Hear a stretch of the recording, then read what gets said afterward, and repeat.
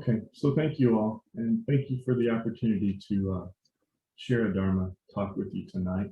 And I hope that it becomes a conversation. Uh, that's my intent, and I hope we all get something from it. So my topic tonight is on the genesis of the four great vows. And by genesis, I do mean this, as I show over here on the left-hand side. I do mean kind of the DNA. What is the DNA? What is that genome of the four great vows? And I have the four great vows written there in Chinese, which none of us can read, I'm sure. And one might think that the Genesis is in China, because it was, shared with us in the Lotus Sutra and some sutras that we don't have the extant Sanskrit versions anymore, but we still have the original Chinese versions. But there's more to it than that, and that's really what I want to talk about tonight. So here are the four great vows, and we say them every week. So I'll just repeat them here so that you can all, for those who can't see the screen, I think everyone can. But the four great vows. Sentient beings are numberless, and we vow to save them all. Delusions are endless, we vow to cut through them all. The teachings are infinite, we vow to learn them all. The Buddha way is inconceivable, we vow to attain it. How many of you have thought about these when we say them every week? Because they're really seemingly unattainable, aren't they? They're vows to accomplish the impossible. And yet, in many ways, they're based on that Bodhichitta idea that we have, that we really do want to help save other people. So I just ask if any of you have an idea or a belief ahead of time. Do you know, what do you think the genesis, or what do you think is the foundational core of these four great vows that we recite every week? To help other beings. Okay, yeah, I absolutely believe that. Thank you, Marion. Anyone else have a comment? What do you think we do? Where do these come from? What do we recite them for every week?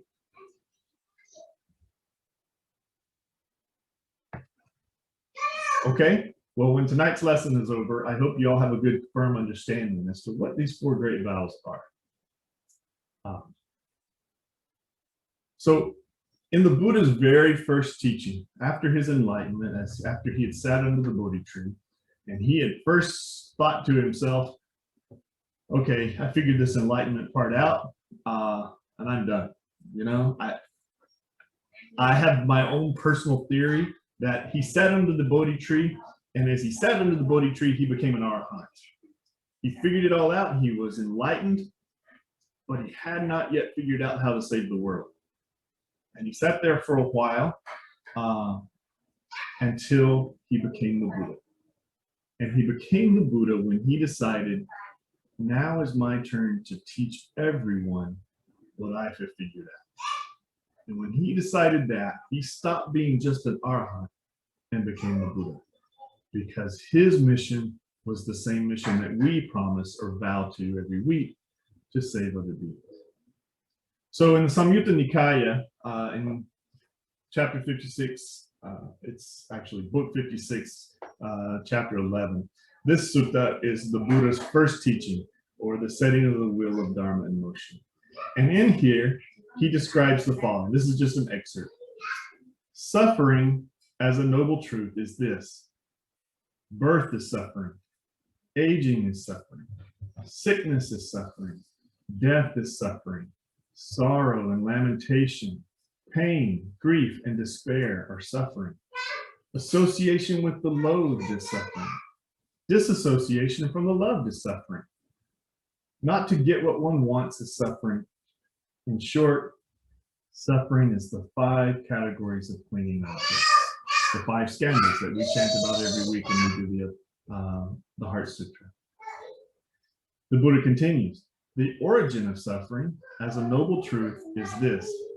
It is the craving that produces renewal of being accompanied by enjoyment and lust, and enjoying this and that. In other words, craving for sensual desires, craving for being, craving for non-being. That craving is all created through what we call in Buddhism, we call the three poisons, or greed, hatred, and delusion. And those are the things that make us crave. We want more, we're greedy. We are angry at someone and it feeds our anger or our hatred, and we don't understand the teachings of the Dharma, and that's our delusion. The Buddha goes on, cessation of suffering as a noble truth is this.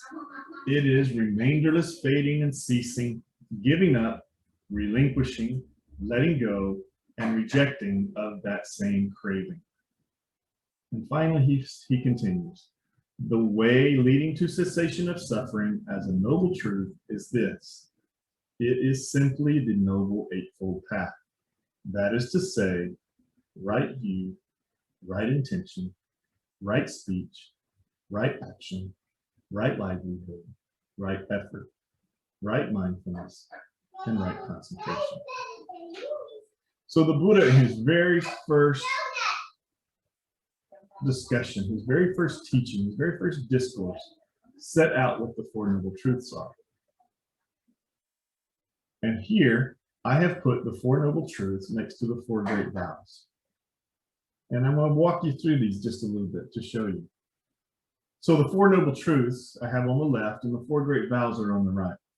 And I've given you clues here to the ones that match each other. Suffering exists in everyone's life. That's basically the first of the Four Noble Truths. Suffering is what we vow to save sentient beings from.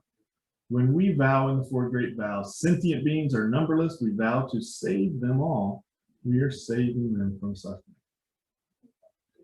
And suffering, which is leading through that cycle of samsara, or that cycle of birth and rebirth, birth and rebirth.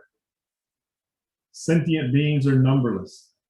The Buddha says suffering exists in everyone's life. That's the universal truth. That's the noble truth. So the first noble truth and the first great vow go hand in hand. Suffering and everyone. And we vow to save everyone from their suffering. And then the second great vow, or the second noble truth and the second great vow, the causes of suffering are greed, hatred, and delusion. So in Pali, they call those raga, dosa, and moga. Delusion being moga. And then here, delusions are endless. We vow to cut through them all. Moga has kind of two meanings when we talk about delusion. Moga can either be delusion or it can be ignorance. But the ignorance that we're talking about is ignorance of the teachings of the Buddha. And that's where we get to the third noble truth and the third great vow. I have here highlighted in red, Nirvana is possible. So the Buddha teaches that Nirvana, the extinction of suffering, is possible for everyone. But we only know that that's possible through the Dharma. And that's the third great vow. The teachings, i.e. the Dharma, is infinite. And we vow to learn them all. Dharma meaning the truths or the teachings of the Buddha. And then finally, Nirvana is achieved by following the Noble Eightfold Path. What is the Buddha way? The Noble Eightfold Path, which the Buddha way is attaining Nirvana. So when we are vowing that we are going to attain Buddhahood, we're saying we're going to follow the Noble Eightfold Path and achieve that Nirvana that the Buddha teaches us is possible. So I point these out because I was reading a book not too long ago that pointed out the similarities and the links between the Four Noble Truths and the Four Great Vows. And it hit me really strongly that, wow, every week that we do these, I always wondered kind of where they came from. And what I'm going to talk about next is where they really do come from. So we see their connection to the Four Noble Truths. And we see that what we are doing when we are practicing that bodhicitta or that bodhi mind is that we are promising vowing that we're going to help other sentient beings cut through this path of samsara. That's what we're really promising to ourselves and to the Buddhas when we make those vows. So there are many variations on the four great vows, and the one that we use mostly in Zen comes from the Platform Sutra, or Hui Nung's. He was the sixth patriarch, and he wrote the Platform Sutra.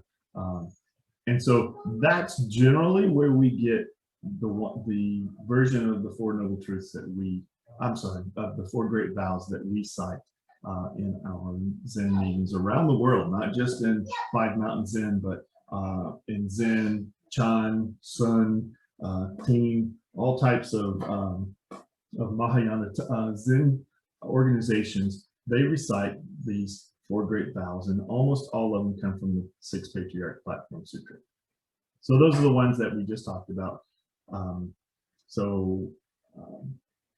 Yeah, so I'm gonna pick on some people here, and I'm gonna start with Alfonso.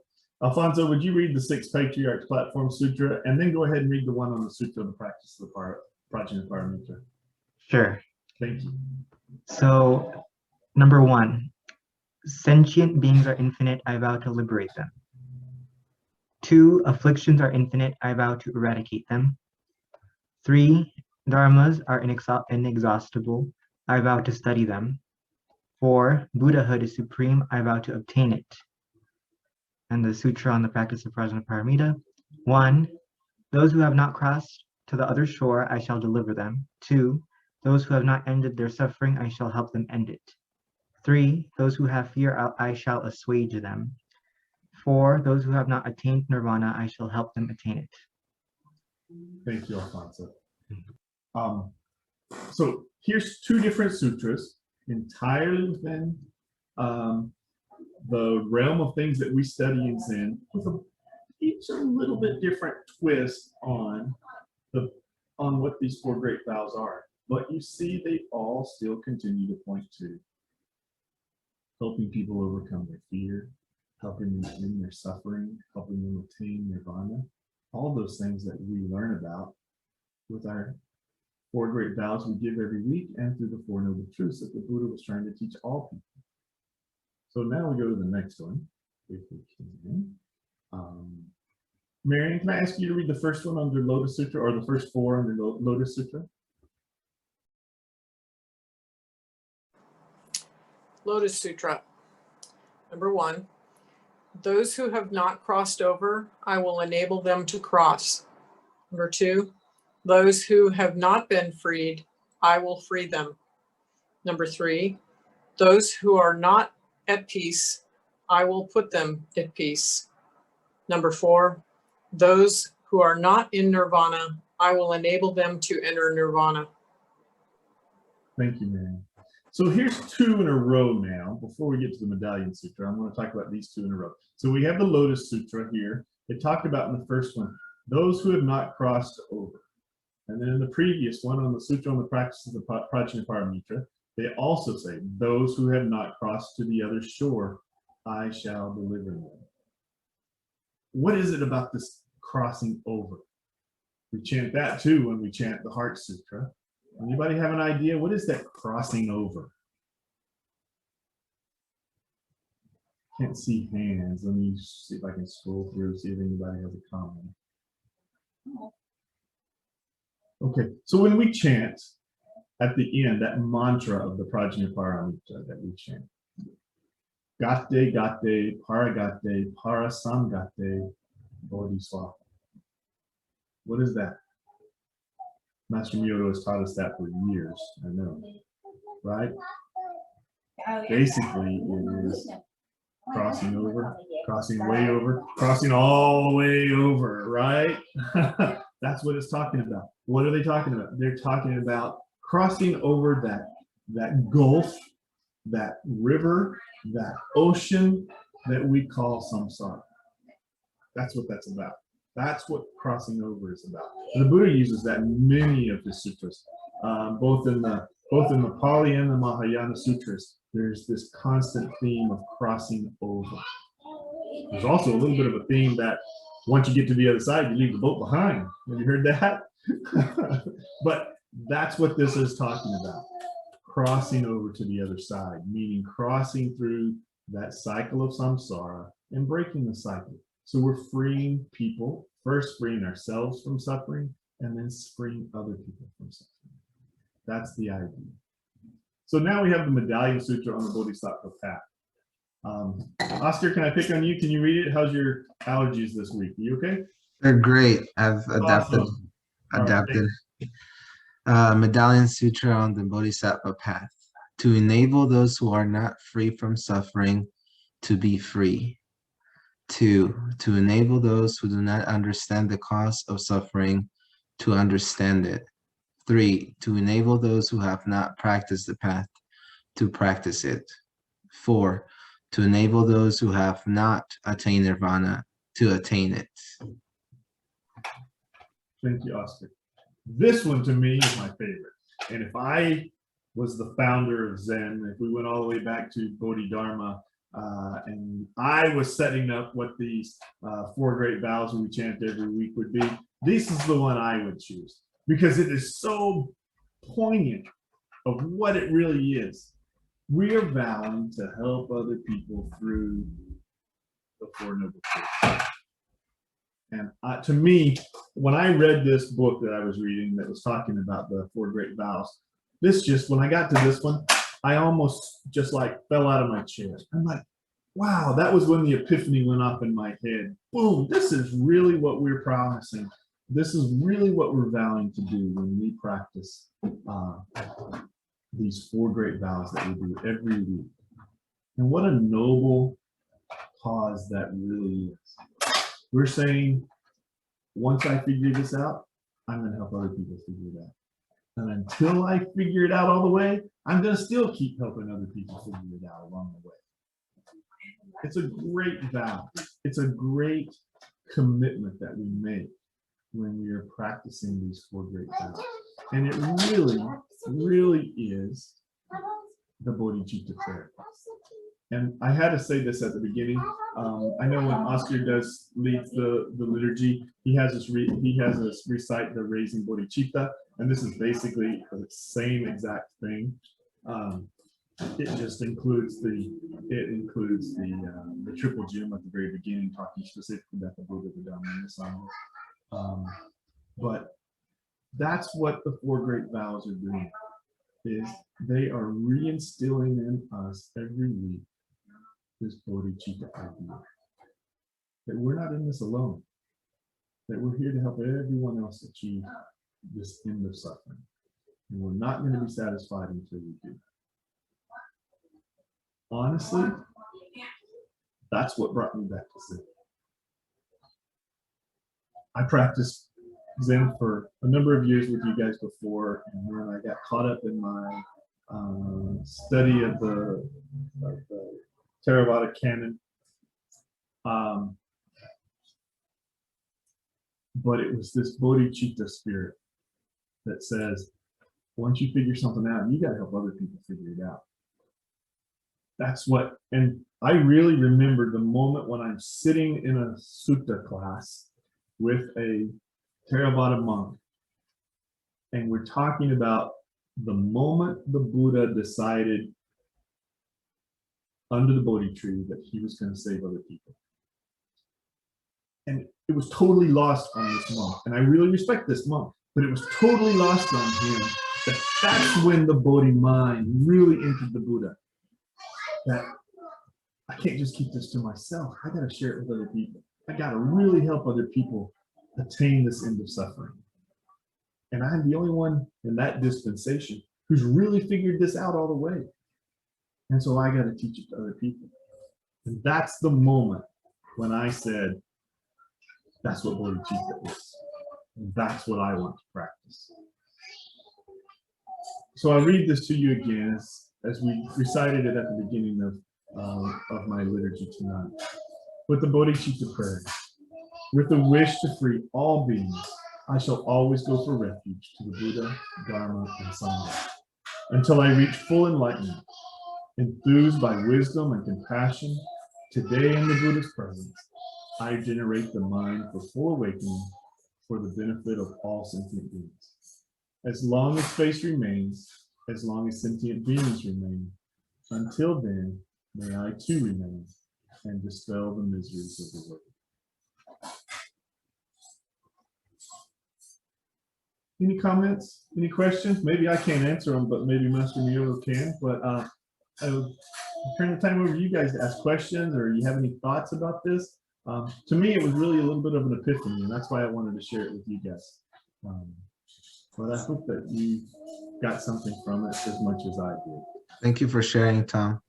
That was a 5-star Dharma talk. That was really cool.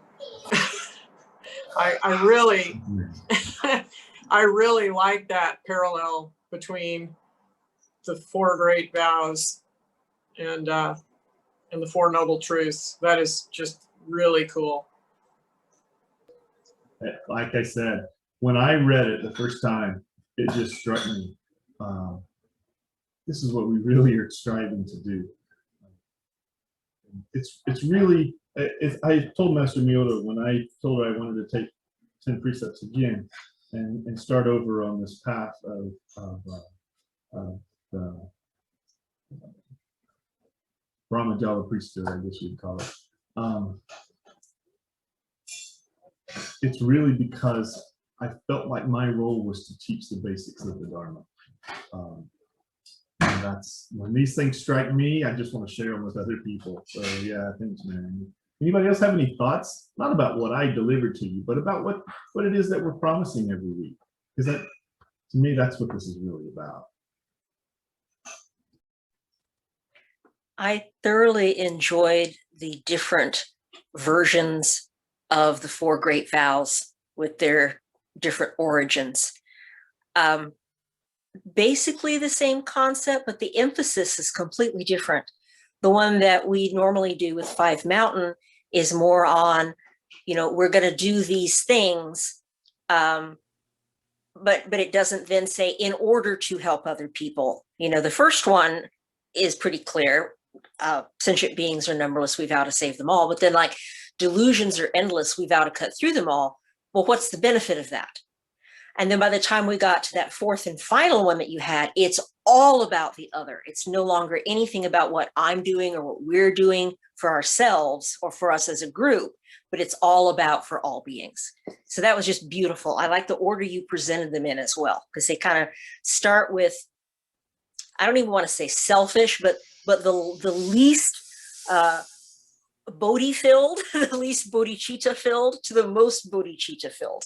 So I just love those. Thank you. Thank you for digging those up. Thank you. Can you tell us what book you were reading that inspired you so? I can list it. I can send you the link to it afterwards. I found it, but it was actually called, let me see if I can remember the exact title.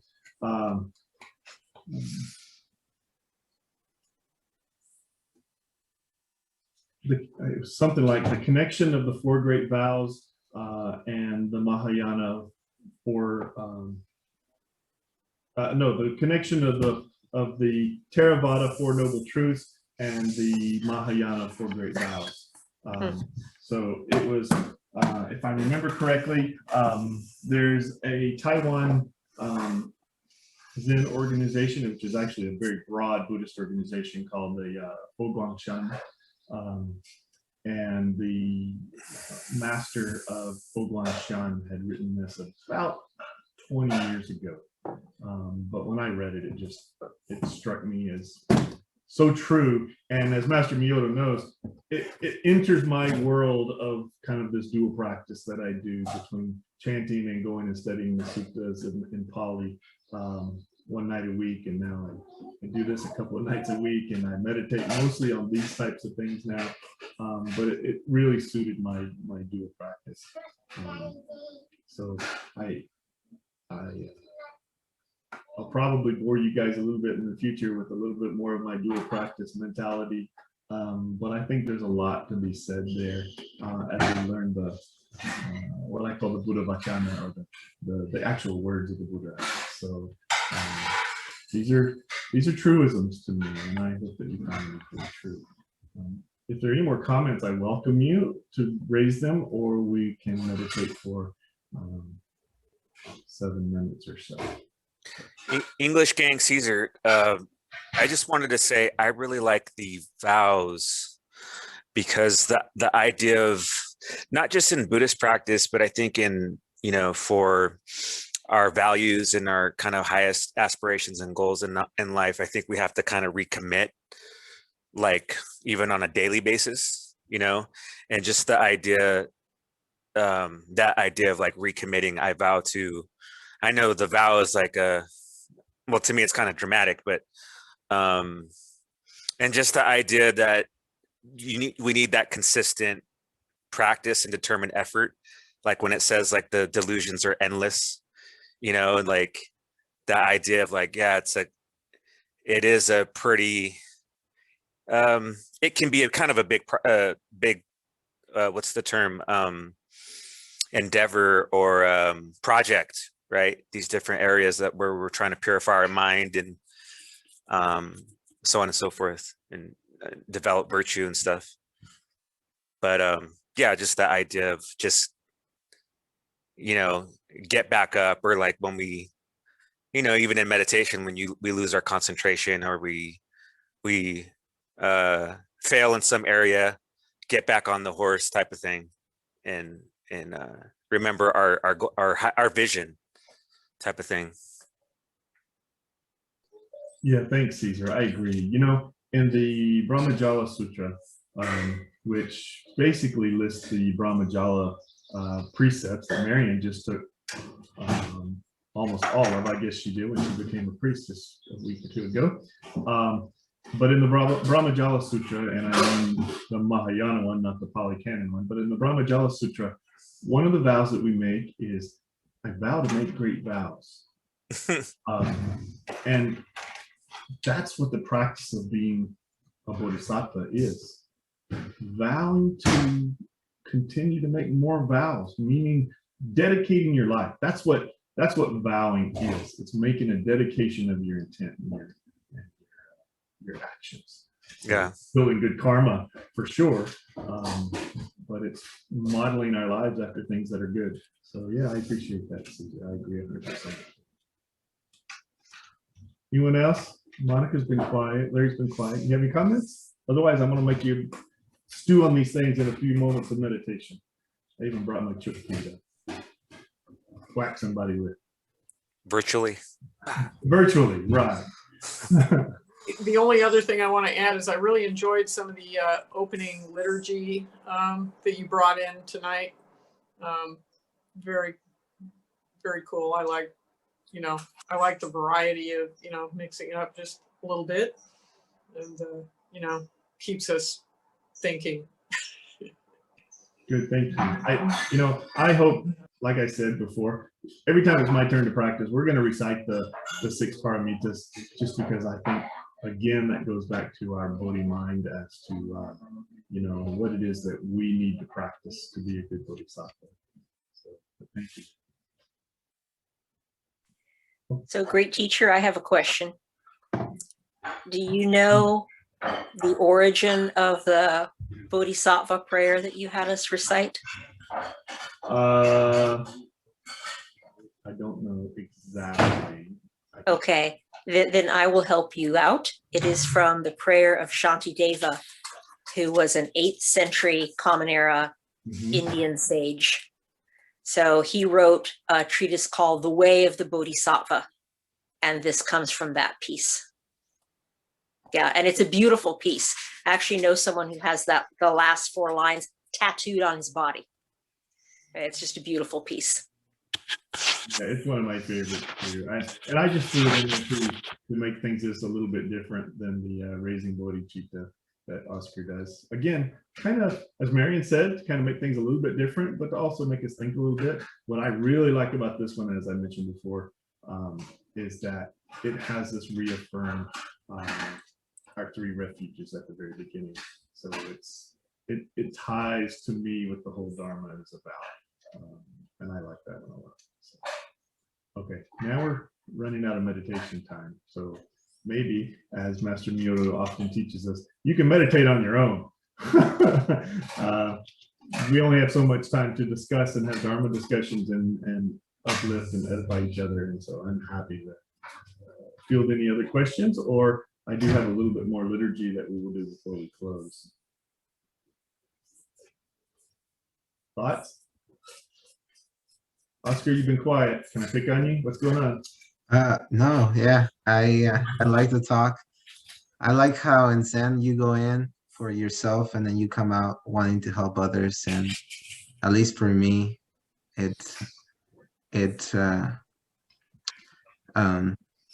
your thought made me think of one time when I went to a store and I was looking for cool stuff to wear for Buddha, like Buddhism for Zen stuff. It was like a Zen store, kind of like a spiritual store. And then it was weird. I saw a necklace I didn't know what it was. And I asked the guy and I was like, what is this necklace? And he said, oh, that's Buddha crying. And then I was like, it made me want to cry. And I was like, oh, Buddha cries, like, so it's even the Buddha has, obviously enlightened but had feelings and wants to help other people. And so he's just like us and we all want to help each other. And today when we chanted for Palestine and for Israel, and it's kind of like what Miyoto's told us, it's like just chant you have to chant for everybody. And it's a hard practice, but beliefs aside, we just want to help everyone. So I think your talk made me think of all of that for me. Good. So thank you. Yeah, I had wanted to talk about a little bit about these conflicts in the world too before we did the Metta Sutra earlier. But yeah, we definitely want to send out our well wishes to the world. There are lots of people suffering, and we can't always save them all, but we can endeavor and vow to do so and try to send our good merit out. So I guess with that, we will dedicate our merit of this evening. And so if you'll join with me, we will do our dedication of merit and our closing liturgy. I wish that all this merit be extended to everyone, that we together with all beings may realize the Buddha's way. I wish that all this merit be extended to everyone, that we together with all beings may realize the Buddha's way. I wish that all this merit be extended to everyone, that we together with all beings may realize the Buddha's way. And if you'll join me, and you don't have to, but Wanji always says his favorite part of every ceremony is the repentance portion. I've heard him say it. If I've heard him say it 10 times, I've heard him say it 100. And I like that too. And a lot of liturgies have this repentance statement at the end. And I think it's good, if not for you, certainly for me. So if you'll join with me, I invite you to, as we say this repentance statement. All the harm I have ever done since time immemorial are caused by greed, hatred, and delusion, and produced through my body, mind, and speech. Now I confess and amend all. And the 4 great vows, I don't chant them like Marion does, but we'll just do them Master Miyoto style. The 4 great vows. Sentient beings are numberless. We vow to save them all. Delusions are endless. We vow to cut through them all. The teachings are infinite. We vow to learn them all. The Buddha way is inconceivable. We vow to attain. Thank you all for joining me in practice tonight. It's been my pleasure to serve you tonight and meet with all of you. You really uplift me, and I thank you for it. Thank you, Tom. Thank you for the great Thank you, teaching. Tom. Thank you, Tom. Oscar, can you do it so we can go back to gallery view and we can see each other? Yes. Thank you, sir. And I'll stop the recording. So thank you, everybody, for coming. And Tom, I really enjoyed your talk. I enjoyed the scholarship that went into it. And I also enjoyed the personal reflection that went into it and your vulnerability in sharing with us the insight that you had during your sojourn with the Theravada. So thank you for that. That's all deeply meaningful. Yeah. Thanks, everybody.